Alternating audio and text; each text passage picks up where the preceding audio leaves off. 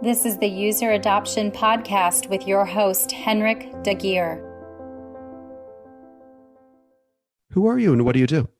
My name is Fardad Zabetian, CEO and co-founder at Kudo, a New York-based startup with global operations. We are a language as a service platform providing live language translation during video conferencing with a network of 9,000 trained interpreters working in 80 plus languages out of more than 70 countries.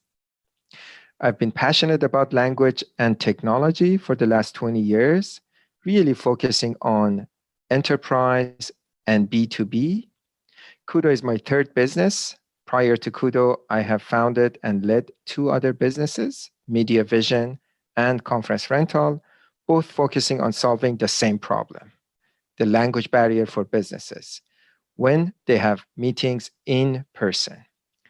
To name a few projects where I have been personally involved, one is renovation of the United Nations headquarters in New York, providing conferencing and language interpretation for all the conference rooms, including the Security Council and General Assembly Hall, the G20 meetings, the World Bank and IMF, just to name a few.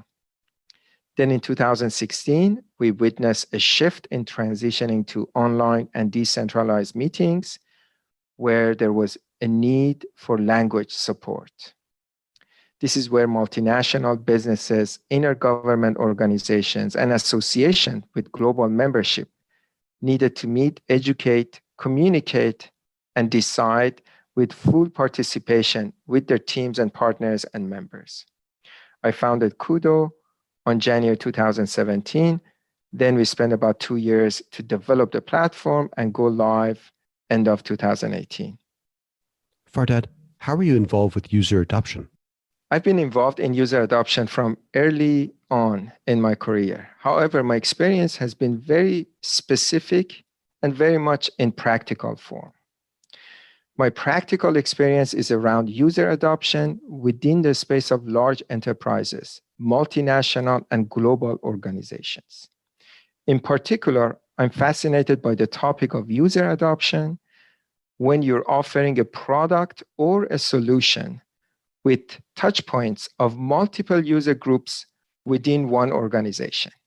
This is where things get more complex and more exciting, where the adoption challenges vary even within one client because there are multiple user groups with various perspectives, expectations, and challenges. Let's dive into this. When we launched Kudo, a new multilingual web conferencing platform, I knew from early on there were going to be three various user groups: the participants who are attending a multilingual video call, the interpreters who are interpreting and bridging the language gap, the technical staff who are scheduling and supporting the multilingual video calls. Three groups of users. Our product value is not the same for each user group.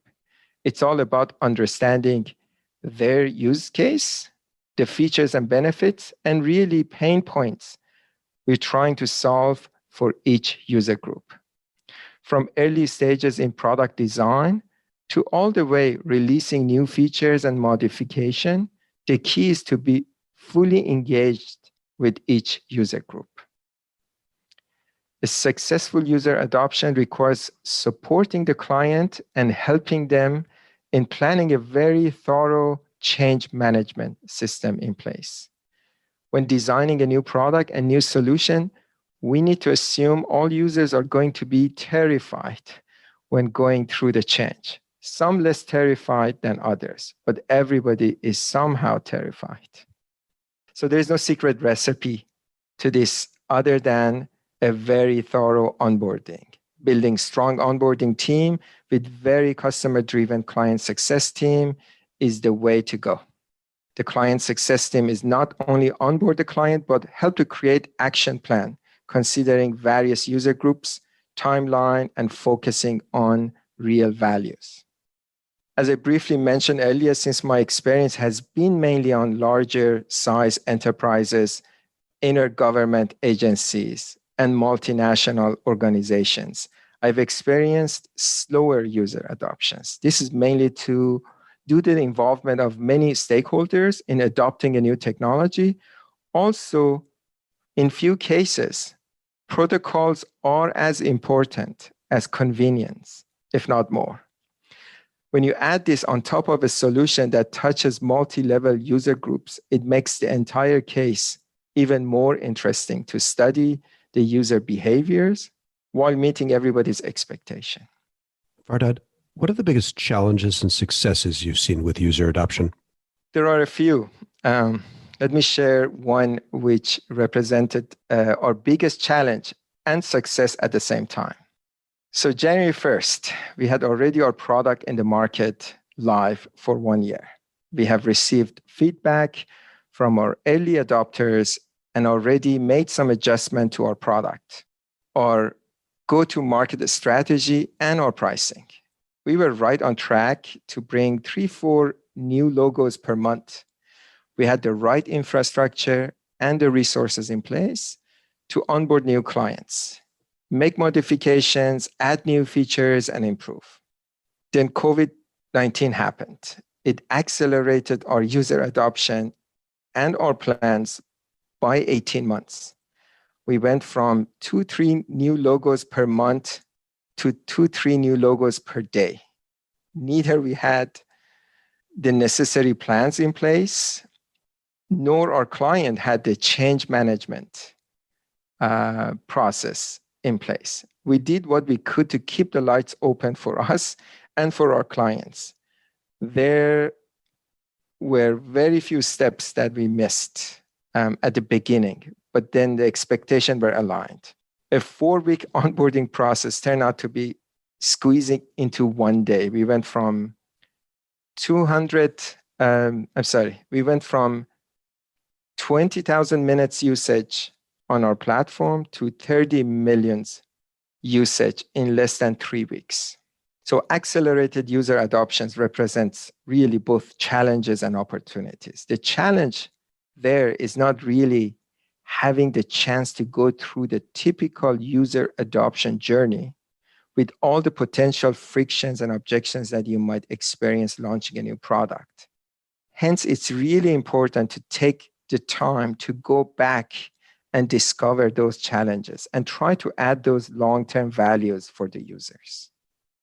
Fardad, what advice would you like to share with people working on improving user adoption? I would say get engaged with the users in very early on. When I say early on, I mean when you're still designing a new product. You're at the drawing board. That's when you need to discover how important the problem is that you're trying to solve for those users, decision makers, and anybody who would touch the product during the product lifecycle.